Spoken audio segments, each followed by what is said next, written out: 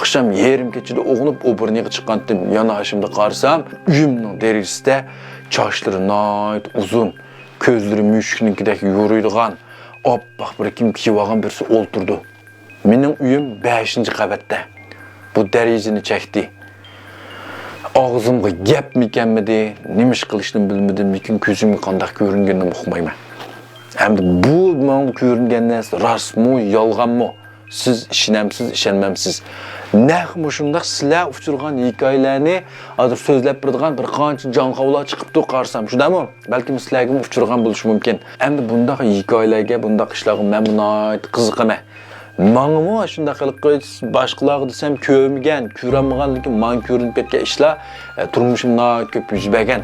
Endi mushundaq bir hikoyalar bor. Başqalarga deb baxmagan, lekin o'rtaqlashsak bo'ladi. Deydiganlar, hikoyanglar bo'lsa, men deb bersanglar bo'ladi.